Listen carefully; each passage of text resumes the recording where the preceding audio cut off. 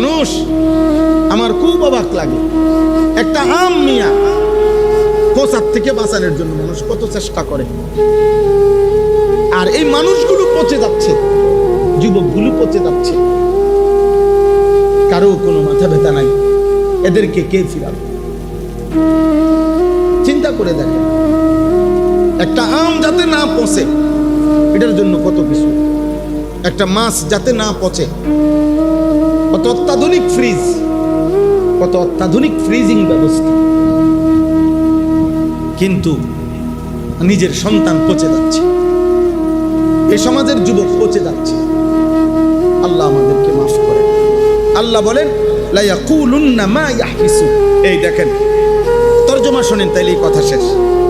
আল্লাহ তাআলা বলেন, যখন আমি আল্লাহ ইচ্ছে করে নাফরমান আর পাপ সত্ত্বেও আযাবকে বিলম্বিত করি, তো বেঈমান আর নাফরমান বলতে থাকে, যাদের সামনে ঈমানদার আছে, যেমন নবী থাকলে নবীকে, ওলামা থাকলে ওলামাকে, বলতে থাকে মা ইয়াহবিসু, এই হুজুর, এই নবী, ইদা কই নাফরমানি তো করতে আসি, কই মা ইয়াহবিসু, তোমার আল্লাহর আযাব রে কি আটকে রাখলো, আইনা কা, এই যেটা মা ইয়াহবিসু, মা ইয়াহবিসুল আযাব, কো তোমার আল্লাহর আযাব কে আটকে রাখলো, কই দেয় না দি। আপনাদের শুনেন, আশ্চর্য শুনেন, ওই আপনারাও সবাই এটা জানেন, আবু লাহাবের আল্লাহ তাআলা কি বলছিল, তাব্বাত ইয়াদা আবি লাহাবিন ওয়া তাব্বা, এটা আপনারা পারেন না? এটার অর্থ কি? অর্থ হলো আল্লাহ আবু লাহাবকে বলছে, আবু লাহাব তোর দুই হাত ধরে নে, আমার বন্ধুর নাফরমানির কারণে ধ্বংস হয়ে গেল। ইয়াদা মানে দুই হাত, ওয়া তাব্বা, এবং আবু লাহাব তুই নিজেও ধ্বংস হয়ে গেল। তো এই আয়াত নাজিল হওয়ার পরে আবু লাহাব ধারাবাহিক কয়েকদিন সকালবেলা ঘুমের থেকে উঠলেই এই রাসূলুল্লাহ সাল্লাল্লাহু আলাইহি ওয়াসাল্লাম যাইয়েই ডাক দিত, এদিকে এই দেখ, এই যা, এই যে যেমনের হাতে এমনি রয়েছে, এই দেখ আঙ্গুর, কোনো অসুবিধা নাই, বুঝেন না কথা? কিরে তুই আল্লাহ না কইলো আমার হাত খাইয়া লাইব, কই কিছে, ওই যে হাত, যে হাতের জায়গায়, এইভাবে বিদ্রুপ, আল্লাহর আযাব। অনেক ছেলে পেলে দেখেন, কোন আলেমে দিন মহব্বত করেও যদি কেউ নেককার, কেউ নামাজের জন্য হেতা হাসে, মানে এতে বোঝায় যে বেকুবে কি কয়, আমি গিরতাম নামাজ পড়ি, আমি কি পাগল নাকি? ওই আমগো গ্রাম্য একটা কথা বলে, গ্রাম্য একটা কৌতুক আছে, ওই যে গরু মসজিদে ঢুকছে, সে পিঠা দিছে, তো গরুর মালিক কইতেছে, কয় ও গরু জানি অবুঝ প্রাণী, বুঝে না দেখ কেন মসজিদে ঢুকছে, আমি বুঝের মানুষ, আমার জীবনে দেখছি নি কোনোদিন মসজিদ, বুঝেন, আমার কি জীবনে কোনোদিন দেখছি নি মসজিদ, আমি বুঝের মানুষ দেখি তো মসজিদে আগে, গরু একটা অবুঝ প্রাণী, লেগে না মসজিদ। তো আমগরে আমরা যারা 5 ওয়াক্ত নামাজ পড়ি, এই নাফরমান গুলো মনে করে আমরা এলাম কি অবুঝ, আমরা বেউকুফ, আমরা বেউকুফ, আমরা আহম্মক, ওই চালাক, ওই চালাকে ওটা বুঝছে শুক্রবারে 2 রাকাত করলে সারে, হ্যাঁ কিন্তু 1 সপ্তাহ লাগাইয়া নামাজ পড়ে ব্যাক করলি। আর কোনো চালাকে বুঝছে সবে বরাত সবে কদর সাইয়া কদর ঠিক মতো ইবাদত করে লাইলি তো ক্লিয়ার। হ্যাঁ সারা বছর বুঝি এই নামাজ দিয়ে পড়ে থাকলি, সবে বরাত আছে না, সবে কদর আছে না, ওই রাইতে তুমি ক্লিয়ার করে লাগবে সব এক। আবার আরো বেশি বুদ্ধিমান আছে, আরো বালা চালাক, যে 90 বছর পরে গুনাহ, পাপ, চুরি, চামারি, সুদ, কিস্তি, গালি, সিনেমা, নাটক, বিড়ি সব খাইয়া শেষ কইরা এখন যেদিন মরার টাইম হইছে, লম্বা হইয়া সোজা হইয়া গেছে, দম টানা শুরু করছে, এইবার পুতেরে দৌড় দিয়ে হুজুর আনছে আমার বাড়ি, ধরেন 500 টাকা দিলাম, আব্বারে তওবা ভরাইয়া আব্বার ব্যস্ত টাকা তো ক্লিয়ার করে, বাহ সুবহানাল্লাহ, মাত্র 500 টাকা দিয়া আল্লাহর রহমতে 60 বছরের সমস্ত বাটপারি ক্লিয়ার, সমস্ত সিটারি, চুরি চামারি, ওনার সুদ কিস্তি, ওনার গালি, ওনার সমস্ত হারাম তোবা পড়া হেবাটারে তোবা পড়া হেবাটা দুম টানে হেবাটা কি কি তোবা করছেন আপনি? কি তো বুঝছেন? আপনি কিসের তোবা বলছেন? হ্যাঁ, তামাশা না? ওয়া ইন্নী লাগাফফারুন লিমান তাবা ওয়া আমানা ওয়া আমিলা সালিহা। কোরআনে আল্লাহ বলছে আমি গাফফার, আমি ক্ষমাশীল আমার ওই বান্দার জন্য যে তওবা করলো, আমার কথা মেনে নিল, আমল শুরু করলো। আল্লাহ তাআলা বললেন তওবা শুধু শব্দ উচ্চারণ করা দ্বারা হয় না, তওবা মানে হলো পুনরায় আবার ইবাদত শুরু করা, পুনরায় আবার আমল শুরু করা, পুনরায় আল্লাহ আমি পিছনের ভুল করছি আর এই গুনাহ করব না, ছেড়ে দিছি, নতুন করে আপনার বন্দেগী শুরু করছি, আপনি আমারে মাফ করে দেন। এটারে বলে ইস্তিগফার। গুনাহ ছেড়ে দিয়ে মাফ চাওয়া, পুনরায় ইবাদত করে তওবা করা। খোদার কসম আল্লাহ বলেন এরকম যদি আমি পাই দুনিয়াও সুখে রাখবো, আখিরাতও সুখে। এত সোজা না, আপনি এত মামুলি মনে করেন না। 500 টাকা দিয়ে আপনি আখিরাতের দাম দিয়ে লাইলেন নাকি? 500 টাকা দিয়ে বেহেশতের দাম দিয়ে দিলেন নাকি? এই আখিরাতের জান্নাতের মূল্য 500 টাকা? বলে আখিরাতের মূল্য কি 500 টাকা? বলেন এই দুইটা ফ্যান মসজিদে, দুইটা ফ্যান দিয়া আখিরাতের দাম দিয়ে দিছেন। আপনার এই 60 বছরের বাটফারি এই মসজিদের 2 ফ্যান ঘুরতে ঘুরতে ব্যস্ত নিব আপনার। এটা তো একটা আমলের, এটার সব আপনি পাবেন, এই দানের সব আপনি নিঃসন্দেহে পাবেন, কিন্তু এটা তো আপনার একটা আমল, এটা তো আপনার সওয়াব, এটা আপনার মনে করেন সওয়াব হইছে, কিন্তু আপনার গুনাহ। আল্লাহ আমাদেরকে মাফ করে। অতএব ছেলেরা বাবা একজনও যদি বুঝে থাকে, দোস্ত চালাক মনে করে, পাপী চালাক হয় না, অসভ্য চালাক না, চরিত্রহীন চালাক না, লম্পট বেহায়া সে চালাক না, বেপর্দা নারী চালাক না, হারামখোর চালাক না, সুদখোর কিস্তিখোর চালাক না, বরং সে ঘৃণিত বোকা, আহাম্মক, বেওকুফ, বেআকল সে। আল্লাহ কোরআনে বলছে লা ইয়াকিলুন লা ইয়াফকাহুন লা ইয়ালামুন। আল্লাহ পাপীদের ব্যাপারে এগুলো বলছে কিনা বলেন? লা ইয়াফকাহুন লা ইয়ালামুন লা ইয়াকিলুন। পাপীর আকল নাই, পাপীর বুঝ নাই, পাপীর জ্ঞান নাই, নাফরমানের পাপ জ্ঞান নাই। আল্লাহ আমাদেরকে হেফাজত করুন। অতএব আল্লাহ তাআলা বলেন আলা ইয়াউমা ইয়াতিহিম লাইসা মাসরুফান আনহুম। হে নবী, বন্ধু আপনি বলে দেন, শোনো যেদিন সত্যি সত্যি আল্লাহর আযাব আসবে, হয় দুনিয়ায় নয় আখিরাতে, সেদিন লাইসা মাসরুফান আনহুম, আল্লাহর আযাবকে প্রতিহত করবে এমন কেউ থাকবে না। মা লাহু মিন দাফি ওয়া হাকা বিহিম মা কানু বিহি ইস্তাহজিউন। আল্লাহ তাআলা বলেন যেই আযাবকে নাফরমান ঠাট্টা করছিল, তুচ্ছ-তাচ্ছিল্য করতেছিল, একদিন সত্যি সত্যি বন্ধু আমি আল্লাহ বলতেছি বলে দেন সেই আযাব তাদেরকে ঘিরে ফেলবে, সেই আগুন তাদেরকে কি করে ফেলবে? ঘিরে ফেলবে। এরপরে আল্লাহ বলেন ওয়ালা ইন আযাকনাল ইনসানা মিন্না রাহমাতান। আল্লাহ তাআলা বলেন শোনো আমার নাফরমান বান্দা কেমন হয়। আমার নাফরমান বান্দা দীর্ঘদিন সুখ ভোগ করার পর আমি আল্লাহ তাআলা তার উপরে যে দয়া করতেছিলাম, সুস্থতা, যৌবন, সক্ষমতা, এগুলো যখন আমি কোনোদিন সুম্মা নাযা'না মিনহু, যদি কখনো তার থেকে ছিনিয়ে নেই কিছু সময়ের জন্য, সুস্থতা যদি সরায়ে ফেলি, নিরাপত্তা যদি সরায়ে ফেলি, ঠিকমতো সবকিছু যদি আমি তাদের থেকে সরিয়ে ফেলি, ইন্নাহু লায়াউসুন কাফুর, সাথে সাথে এই নাফরমান হতাশ হয়ে পড়ে, হাত পাও ছেড়ে দেয় আর কাফুর, আমি আল্লাহর নাফরমান। খোদা আর লোক পাইলা না, মুসিবত বুঝি আমার কান দেয়।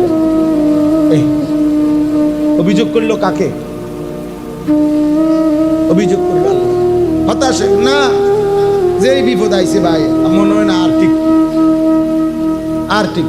আশ্চর্য, একবারও আল্লাহর নাম বলে না, আল্লাহকে ডাকে না।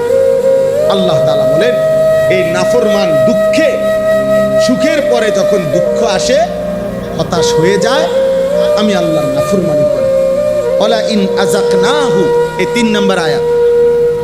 ওয়ালা ইন আযাকনাহু না'মা বা'দা দাররা মাসাতহু, আবার দীর্ঘদিন আযাব, মুসিবত, পেরেশানি, বিপদ ছিল, সেটা যখন আমি সরিয়ে আবার পুনরায় তাকে আমি নেয়ামত দেই, সুখ দেই, তো এইবার সে বলে ওঠে লা ইয়াকুলান্না, এই বেঈমান এবার বলে কি, যাহাবাস সাইয়্যাতু আন্নি, ভাই কিছু যায় ঝামেলা ছিল সব দূর হয়ে গেছে, এখন ক্লিয়ার।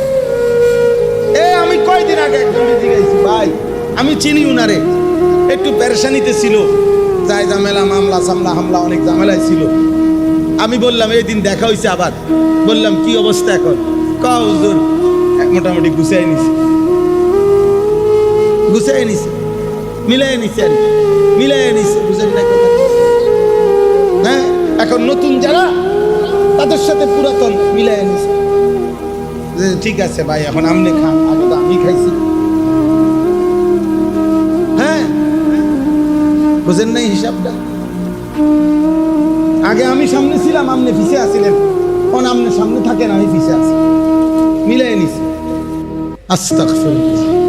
আহা, আল্লাহ তাআলা বলেন ইন্নাহু লাফারিহুন ফাখুর, নাফরমান আবারও পুনরায় সুখ পাইয়া উল্লাস করে, ফারিহুন আর ফাখুর অহংকার করে, আবার আমাকে ভুলে যায়, মনে পড়ে না আমি আল্লাহ। তাহলে আল্লাহ তাআলা বলেন দুঃখেও বেঈমান আমাকে মনে করে না, সুখেও বেঈমান আমাকে কি করে না। শেষ আয়াত, ইল্লাল্লাযীনা সাবারু ওয়া আমিলুস সালিহাত, তবে আমার যেই সকল বান্দা সকল অবস্থায় সবর করে, সুখে কিংবা দুঃখে, আনন্দ কিংবা বেদনা, সর্বাবস্থায় যারা সবর করে। সবর মূলত অর্থ হইল, আমরা যদিও বুঝি যে সবর শব্দের অর্থ ধৈর্য, আসলে সবরের প্রধান অর্থ হইল আল্লাহর বিধানের উপরে মজবুত থাকা। অর্থাৎ আমার দ্বারা গুনাহ হবে না, আমার দ্বারা আমলও ছুটবে না, এই মজবুতির সাথে টিকে থাকা আল্লাহর হুকুমের উপরে, এটাকে বলা হয় মূলত সবর। ইনকিবাজুন নফস খাউফা ইরতিকাবিল কবিহ, গুনাহ আর পাপে লিপ্ত হওয়ার ভয়ে অন্তরকে সংকুচিত করে রাখা, হায়া বলে এটাকে, সবর বলে এটাকে, হায়া বলে। মজবুত থাকা, মজবুত থাকা। আল্লাহ বলেন এই আমার যেই বান্দা এরকম সবর করে, মজবুত থাকে, যে আমি সুখে কিংবা দুঃখে গুনাহ করব না, ইবাদতও কি ছাড়ব না, আবার ওয়া আমিলুস সালিহাত, নেক আমলগুলো করতে থাকে। আল্লাহ বলেন উলাইকা লাহুম মাগফিরাতুন ওয়া আজরুন কাবীর, আমি আল্লাহ তাআলা তাদের জিন্দেগীর সমস্ত গুনাহ মাফ করে দিব এবং আজরে কবীর, সর্বশ্রেষ্ঠ বিনিময় জান্নাত দিয়ে দেব, জান্নাত দিয়ে দেব। এজন্য আমার ভাই, আমরা মুমিন, আমরা মুসলমান, আমরা ঈমানদার, আমাদের আল্লাহ আছে, আমাদের নবী আছে, আমাদের কোরআন আছে, আমাদের ধর্ম আছে। আমরা বিশ্বাস করি, ইয়াকিন করি, সুখে কিংবা দুঃখে আল্লাহর পক্ষ থেকে। আমি যখন হাসি তাও আল্লাহর পক্ষ থেকে, আমি যখন কাঁদি তাও আল্লাহর পক্ষ থেকে, আমার যখন সুস্থতা তাও আল্লাহর দান, আমার যখন অসুস্থতা তাও কার ইচ্ছা? আল্লাহর ইচ্ছা। আমার লাভ হইতেছে আল্লাহর ইচ্ছা, আমার লস হইতেছে আল্লাহর ইচ্ছা, আল্লাহর ইচ্ছা। হযরত আইয়ুব আলাইহিস সালাম 70 বছর সুখে আল্লাহর ইবাদত করছে, 18 বছর দুঃখে, রোগে, যন্ত্রণায় আল্লাহর ইবাদত করছে। তো 18 বছর পরে যখন সুস্থ হয়েছে, আইয়ুব আলাইহিস সালাম আল্লাহকে জিজ্ঞেস করছে, কিতাবে আছে যে হে মহান আল্লাহ, আয় আল্লাহ আপনি 18 বছর ধরে একটানা আমারে এ কষ্টে, মুসিবতে, রোগে রাখলেন কেন? এমনি জানতে চাইছে। আল্লাহ তাআলা বলছে, আইয়ুব আমি দেখতে চাইছিলাম সুখের সময় 70 বছর তুমি আমারে যেমন ডাকছো, দুঃখের সময় তুমি আমাকে ডাকো কিনা। আমি সাক্ষী দিচ্ছি আইয়ুব, তুমি সুখেও আমাকে ডাকছো, দুঃখেও আমাকে ডাকছো, কিন্তু তোমার প্রশ্ন দুঃখ আমি তবুও এতদিন দিলাম কেন? তো আল্লাহ তাআলা বলছে, আইয়ুব সুখের সময় 70 বছর তুমি আমারে ডাকছিলা, আমি অভিযোগ নাই আমার তোমার প্রতি, কিন্তু বিশ্বাস করো আইয়ুব, আমার জাতের কসম, আল্লাহ বলছে 70 বছর সুখের সময় আমারে যে তুমি ডাকছো, 18 বছর দুঃখ আর যন্ত্রণার রোগের সময় আমার যে তুমি ডাকছো, আল্লাহ পাক বলেন আমার জাতের কসম আইয়ুব, দুঃখ আর বেদনা, রোগ আর শোকের সময় আমার যে ডাকছো, এই ডাকে আমি বড় বেশি 70 বছরের ডাকের চাইতে অসুস্থতার 18 বছরের ডাকে আমি আল্লাহ মজা পাইছি বেশি। আমি মজা পাইছি। আমি তোমার সুখের ডাকও শুনছি, দুঃখের ডাকও শুনছি, কিন্তু আমার দুঃখ ভরা বেদনা ভরা ডাক আমার ভালো লাগছে বেশি। এই জন্য আমি তোমার দুঃখের ডাক শুনতে চাইছি, এই জন্য এত লম্বা তোমারে দুঃখে রাখছি। তাইলে আব্বা আল্লাহ তাআলা বলেন ইল্লাল্লাযীনা আমানু ওয়া আমিলুস সালিহাত। একজন ছেলেও যদি বুঝো, একজন ছেলে, ভাইয়া তো তোমাকেই বলছি, আমি আমার কোনো দল নাই, আমি কোনো নির্বাচনের প্রার্থী না, আমি কোনো আস্তে আস্তে মানুষ জমাইতেছি এমন না। অতএব আমাদের স্বপ্ন এটাই, একজন হোক 10 জন হোক, কখনো কোথাও কেউ যদি আল্লাহর দিকে ফিরে, আল্লাহর দয়ায়, এটাই আমাদের কি স্বার্থ, এটাই আমাদের স্বার্থ। আল্লাহর দিকে কোনো এক বান্দা ফিরবে, আল্লাহকে চিনবে, আল্লাহর ইবাদত করবে, এই সফলতা, এই সফলতা। আল্লাহ আমাদেরকে তৌফিক দান করে। আমাদের সমস্ত মাদ্রাসা, আমাদের মসজিদগুলো, ওলামায়ে কেরাম, তালিবে ইলম, সব কিছু নিয়ে আমাদের ফিকির এটাই। আপনার এই যে মাদ্রাসাগুলো কি করে, মাদ্রাসাগুলো আমরা কি বুঝি না? কতজন কত বিদ্রুপ করে, আমাগো আয় কম, আমাগো টাকা কম, আমাদের দুনিয়া বিপদ পদবি কম, আমাদের সরকারি মূল্যায়ন কম, আমাদের আর্থিক সমৃদ্ধি কম। এত কথা শোনার পরে আমরা কি বুঝি না? কথা বলেন না? আমরা কি 1 লাখ টাকা সুদে লাগাইলে, 10 লাখ টাকা সুদে লাগাইলে কিছু লাভ হইব? আমরা এটা বুঝি না? এটা না বুঝার আছে কিছু? বলেন না? বাটপারি সিটারি করলে, লোন নিলে, কিস্তি নিলে আমিও বড় ব্যবসা করতে পারবো, এই কথাটা আমি বুঝি না? কথা বলেন না? এটা না বুঝার কি আছে? কিন্তু আখেরাত, আখেরাত মৃত্যুর পরবর্তী জীবন, সেটা কি হবে? এজন্য হৃদয়ে যার আখেরাত, হৃদয়ে যার কবর, হৃদয়ে যার পরকাল, ওইখানে মনে পড়লে না সে থাইমা যায়। আর এটা যে ভুলে যায়, তার তো সবই করতে হবে, তার তো আর কিছু পার্থক্য। আমি তো কুমিল্লা ভিক্টোরিয়া কলেজ থেকে মাস্টার্স পাস করছি, সরকারি আলিয়া মাদ্রাসার থেকে টাইটেল পাস করছি, কওমি মাদ্রাসার থেকে দাওরা পাস করছি। তা আমিও তো বুঝি আব্বা এই ব্যবসা কেমনে, টাকা পয়সা কেমনে কামাই করতে হবে। আমি তো কুমিল্লা ক্যান্টনমেন্ট থাকি, তো কুমিল্লা ক্যান্টনমেন্টের মধ্যে একটা বড় মার্কেট, বড় শপিং সেন্টার, একটা কিছু করা, এটা আমি বুঝি আব্বা। না বুঝার কি আছে? যে কোনো হুজুরি তো বুঝে না। বেচারা আজকে 10 বছর 5 বছর মনে করেন একটা মসজিদে ইমামতি করে 10, 12, 14 হাজার টাকা। বেকুব এই কারণে না, কি মনে করেন বেকুবের কারণে নাকি? সে বুঝে না যে পয়সা রোজগার করার আর কোনো মাধ্যম তার কাছে জানা নাই, এরকম কথা বলেন না কেন? সে পারবে না ব্যবসা করতে। একটা অটো ড্রাইভার যদি মাসে 30,000 টাকা, সিএনজি ড্রাইভার কামাইতে পারে, একটা মারুতিওয়ালা যদি মাসে 1 লাখ টাকা কামাই করতে পারে, এ হুজুর পারতো না? এ বুঝতো না নাকি? এটা তাহলে বুঝবে না, কিন্তু সে বুঝে আমি খাইয়া না খাইয়া আমার আল্লাহর দ্বীনের খেদমত করতে হবে, আল্লাহর বান্দাদেরকে দ্বীন শিখাইতে হবে। কোরআন আমাদের এই যে সাদুল্লাহ, হাফেজ মাওলানা সাদুল্লাহ ভাই, আজ কত বছর এই মাদ্রাসায়, আলহামদুলিল্লাহ যথেষ্ট বুদ্ধিমান বিচক্ষণ ছেলে, আমি তো জানি ব্যক্তিগতভাবে, তাকে চিনি। তাইলে এই সমস্ত নওজোয়ান আলেম, এই যে মাওলানা নওজোয়ান, তাই এই সমস্ত নওজোয়ান আলেম উপার্জনের জন্য অন্য কিছু করতে পারবে না। কথা বলেন না আপনারা? তো আল্লাহর দিকে চাইয়া, আখিরাতের দিকে তাকায়া মুসলমানের সন্তানকে দ্বীন শিখানোর জন্য পড়ে আছে। আপনাদের এটা বোঝা উচিত। এই জন্য আপনাদের কাছে অনুরোধ, সব সময় মসজিদ, মাদ্রাসা, দ্বীনি পড়ালেখা যেখানে হয়, কোরআন সুন্নাহর ইলম শিখা হয়, আপনাদের ঈমানের দাবি এটা, আপনারা এর পক্ষে থাকা উচিত। বলেন ইনশাআল্লাহ, বলেন ইনশাআল্লাহ। আমরা স্পষ্ট কিতাবে বলছি, মান আযযামাহুম আযযামাল্লাহু তাআলা ওয়া রাসূলা, আযযামাল্লাহ ওয়া রাসূলা, ওয়া মান আহানাহুম আহানাল্লাহ ওয়া রাসূলা। যে ব্যক্তি কোনো আলেমে দ্বীনকে সম্মান করে, সে আল্লাহ এবং রাসূলকে সম্মান করে। যে ব্যক্তি কোনো আলেমে দ্বীনকে অপমান করে সে আল্লাহ এবং রাসূলকে অপমান। কোরআনুল কারীমের মধ্যে আল্লাহ তাআলা বলছেন প্রত্যেক নেককার ঈমানদার আল্লাহর প্রিয় বান্দা যারা জীবনভর ঈমান আমল ইবাদতের উপরে ছিল, মৃত্যুর পূর্বেই আল্লাহর কুদরতে আল্লাহ পাকের একদল ফেরেশতা মালাকুল মউত আজরাইল আসার আগেই ওই ব্যক্তির কাছে চলে আসবে, এসে বলবে যে হে আল্লাহর বান্দা, দুনিয়ায় তুমি পরিবার বাচ্চা কাচ্চা যা রেখে যাচ্ছ এদের ব্যাপারে তুমি কোনো চিন্তা করবা না, আর সামনে কবর থেকে নিয়ে যত ঘাটি আছে জান্নাত পর্যন্ত কোনো ঘাটির ব্যাপারে তুমি কোনো ভয়ও করবা না, বরং আমরা এখনই তোমাকে দুনিয়ায় থাকতেই জান কবজের পূর্ব মুহূর্তেই আমরা আল্লাহর পক্ষ থেকে তোমাকে জান্নাতের সুসংবাদ শোনায় দিলাম।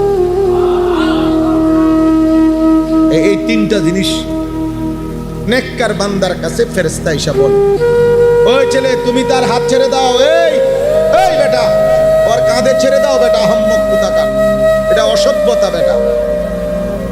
অনেক ছেলে মনে করবেন এই যে সমস্ত উপযুক্ত ছেলে 14, 15, 16 বছরের ছেলে পেলে একজন আরেকজনের জোরে জড়াইয়া ধরে, এরা অসভ্য, এর আখলাক ভালো না, মনে রাখবেন, বুঝেন নাই? এটা বদ আখলাক, এটা মহব্বত না, এটা শাহওয়াত, এটা অসভ্যতা। মানুষের কাছে বুঝাইছে এটা ভালোবাসা, মহব্বত না, এটা মহব্বত, এটা অসভ্যতা, এটা নোংরা। এজন্য বালেক এক্ষেত্রে পরহেজ করা উচিত। অনেক ছেলে পেলে বুঝে না, এটা মনে তামাশা, যাদের জীবন তাদের জীবনের কোনো কিছুর মধ্যে সৌন্দর্য নাই, অসভ্যতা যাদের জীবন, মনে রাখেন তার জীবনের কিছুতেই সুন্দর, কোনো কিছু, গুনাহ যার জিন্দেগি তার জীবনের কোনো কিছুর মধ্যে সৌন্দর্য নেই, পাপ যার জীবন, পাপীর জীবনের কোনো কিছুই সুন্দর না, কোনো কিছু। এবং পাপীর সবচেয়ে বড় লানত হইল পাপীকে কোনো একক অবস্থার উপরে স্থির থাকতে দেয় না ইবলিস, কারণ সে তাকে সারাক্ষণ ঘুরায়, এক এক সময় এক এক রং, এক এক সময় এক এক রং, এক এক ঢং। আল্লাহ এবং তার রাসূল থেকে বিচ্ছিন্ন মানে সে কেন্দ্র থেকে বিচ্ছিন্ন, সে কেন্দ্র থেকে যখন কেউ বিচ্ছিন্ন হয়ে যায় এবার আর তার কোনো স্থিরতা হয় না। আমরা যখন সিদ্ধান্ত নিলাম আমি রাসূলুল্লাহ সাল্লাল্লাহু আলাইহি ওয়াসাল্লামের সুন্নাত মোতাবেক চুল, চেহারা, দাড়ি, কাপড়, পোশাক পরব, এবার গোটা পৃথিবী 800 কোটি মানুষও যদি ভিন্ন ভিন্ন মডেলের পোশাক পরে, কাপড় পরে, সাজে গুজে, আমার কিছু আসে যায় না। আমার টার্গেট, আমার কেন্দ্র আমার রাসূল সাল্লাল্লাহু আলাইহি ওয়াসাল্লাম, বুঝেন নাই? এবারটা সহজ। এবারে অন্য কি মনে করে, ভাল লাগে না কেরুম লাগে, এটা আমরা টামনে, আমার কেন্দ্র ঠিক আছে, আমার যে আমার নবী সাল্লাল্লাহু আলাইহি সাল্লামই হচ্ছে আমার কি কেন্দ্র।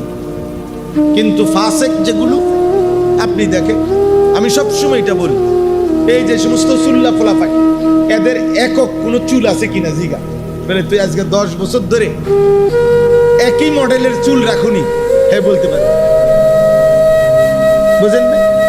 একই মডেলের প্যান্ট পরো কিনা সে বলতে পারবে, একই জামা পরো কিনা, গেঞ্জি পরো কিনা বলবে না। যখন যেটা তাল ওঠে, যখন যেটা মার্কেট আয়, দোকানদারে অনিটা চলছে, আচ্ছা তো এটাই দেন। সেলুনের নাফিতে বলে এখন এই ডিজাইনটা আসছে নতুন, এটা দেখতে পারে, হ্যাঁ এটা কাটবে, তাইলে বেচারাকে ডিজাইন দেয় নাফিতে, বেচারাকে ডিজাইন দেয়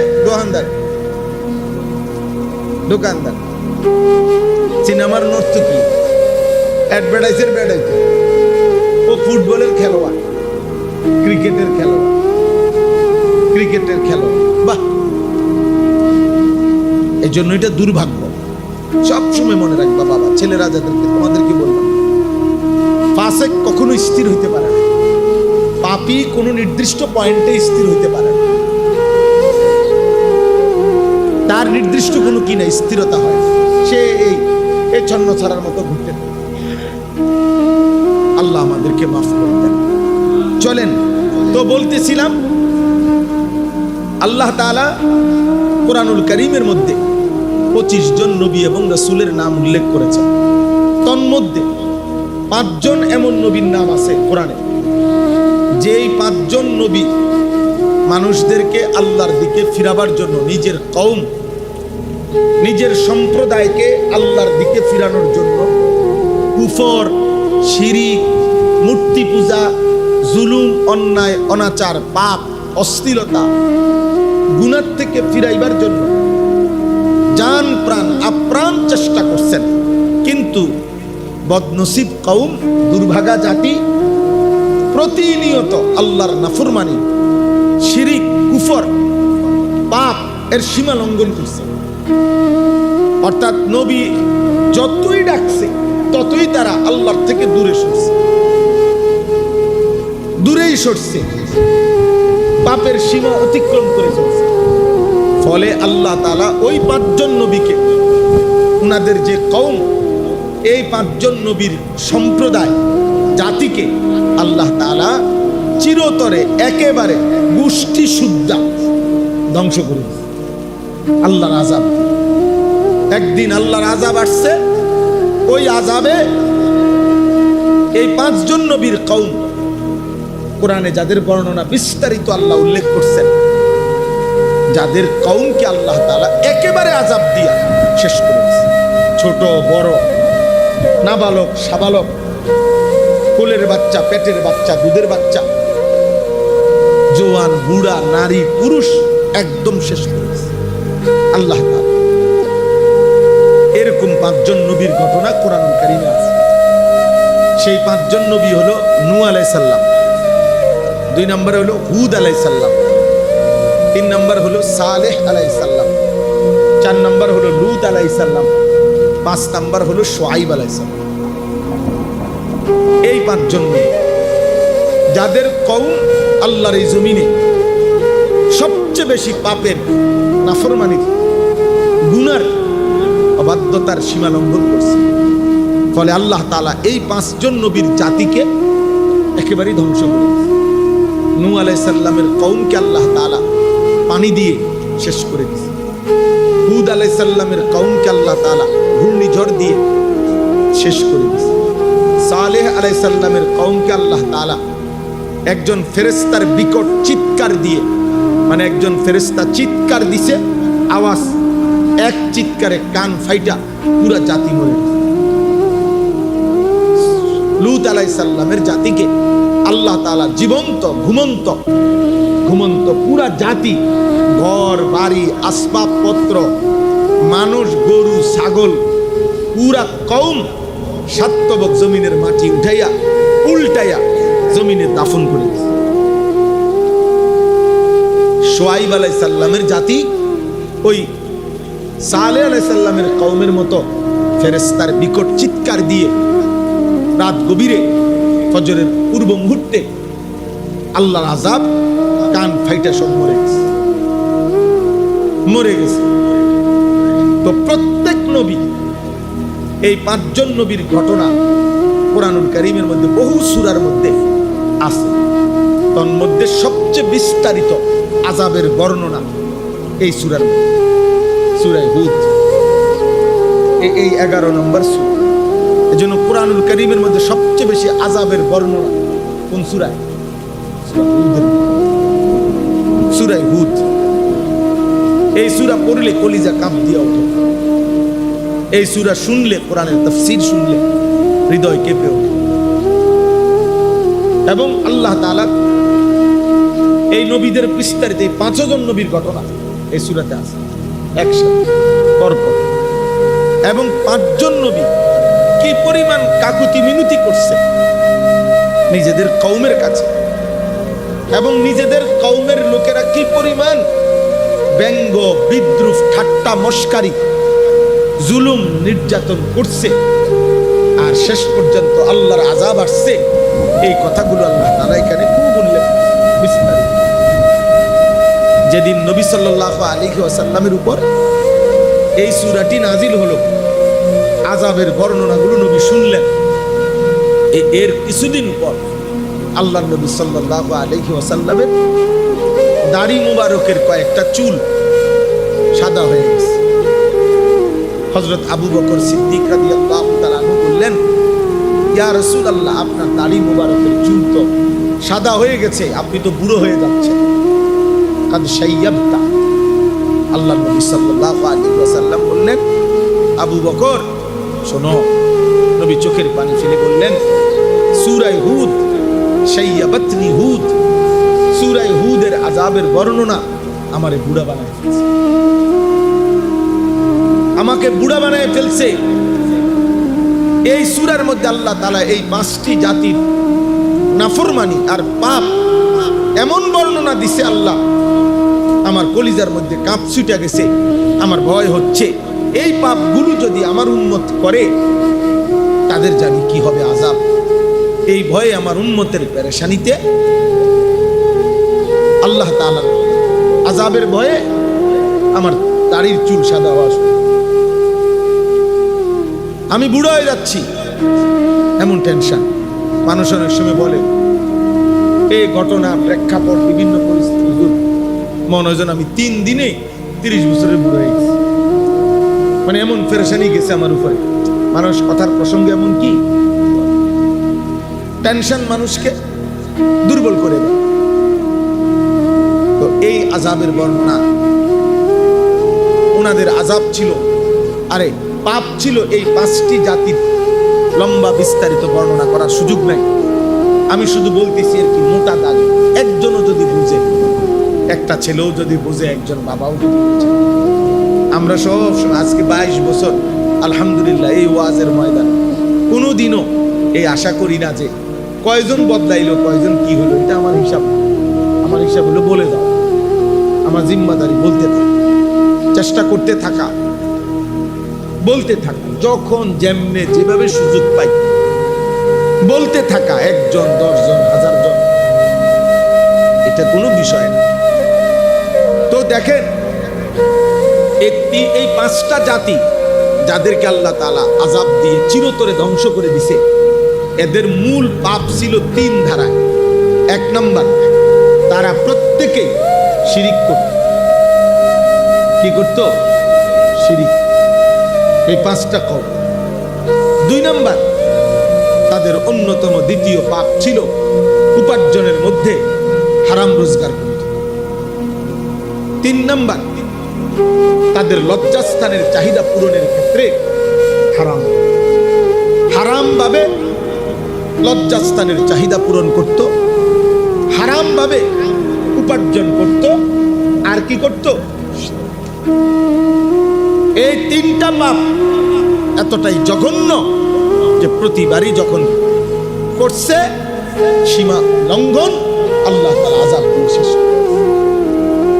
আজকে এই জন্য প্রতিনিয়ত আমি সারা দিন রাত, আমি আজকে ফজরের পরও বয়ান করছি কুমিল্লা ইউনিভার্সিটির ছাত্রদের কাছে, কুমিল্লা কোটবাড়ি, বাদ ফজর 2 ঘন্টার মতো, 2.5 ঘন্টার মতো বয়ান করছি। ফজর ক্যাম্পেইনের আমাদের কাজ করছে। ফজর